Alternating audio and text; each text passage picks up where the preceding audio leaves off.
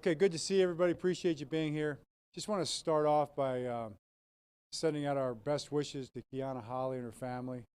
Officer Holly is one of many very brave officers that protect our city, protect our county, day in and day out, year in and year out.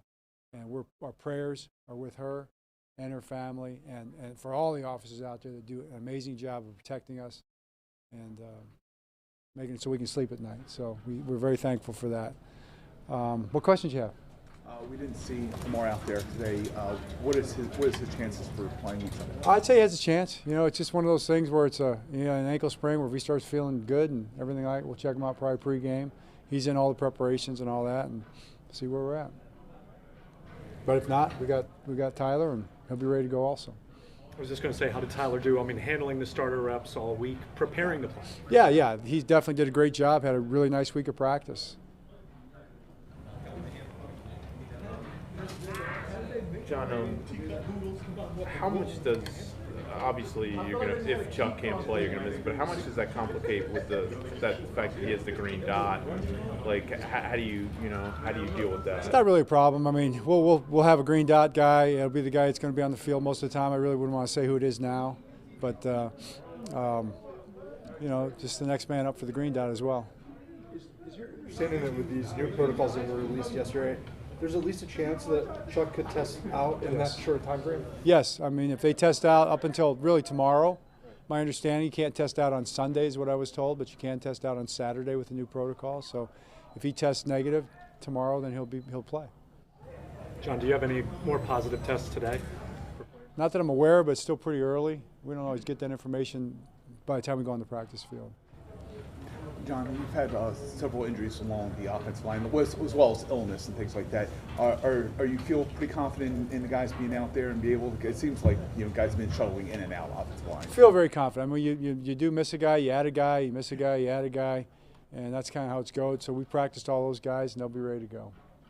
I know Jawan James hasn't played football in a really long time, but he did start practicing last week. How is he doing, and does he look like he could be an option at some point here?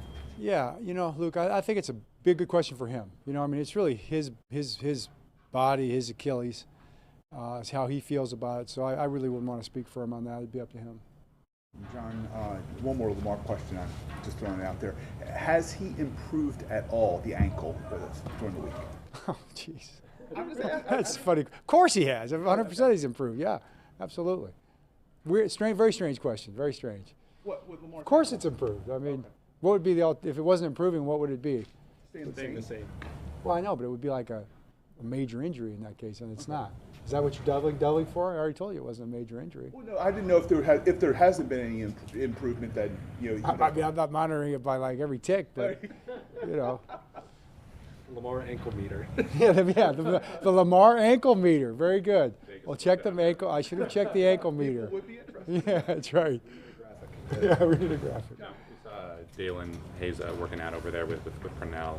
I think you mentioned a week or two ago that there was some hope that he'd be able to kind of acclimate. Yeah, I expect him to get out here pretty soon. I told Dalen I did this. I went like this.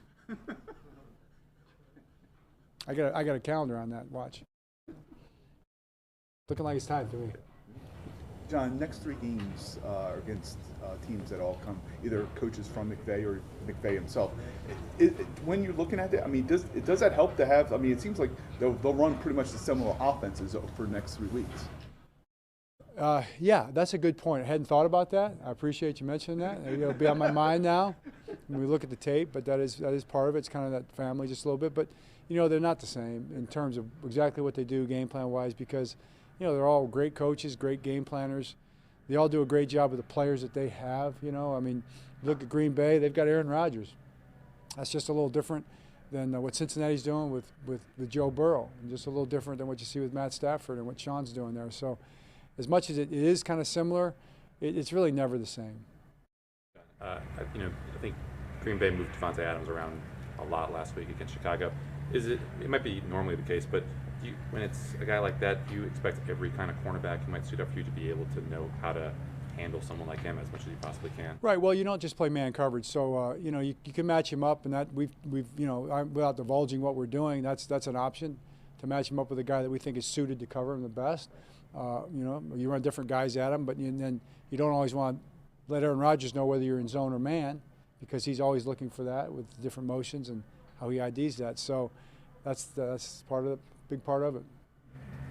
All right. And John, not to jinx anything here, but you see a lot of coaches possibly, do you have who would be, if you couldn't coach, do you have a plan in place of who would have to be? Oh my gosh, you already got me buried, throwing dirt on me.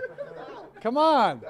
But do you have a plan? I will cross that bridge when we get there. How about that? I do have a plan. Yes, there is a plan in place. It's not Alexander Haig, I can tell you that. It wasn't Alexander Haig then either. Some of you guys appreciate that reference, right? You don't even know. You don't even know the Alexander Haig reference. No. Wow. You're kind of you're a history guy?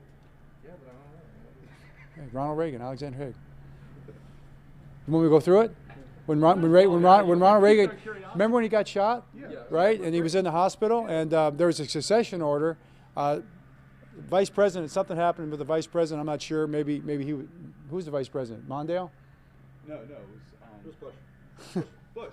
Bush. Okay. Bush, yeah. He wasn't for some reason, and I think it would have been the pro tem of the House. I'm pretty sure.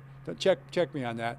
But Alexander Haig, the Secretary of State, came storming in and did a press conference and said, "I'm in charge," which he wasn't, but he thought he was. So that's the Alexander Haig reference.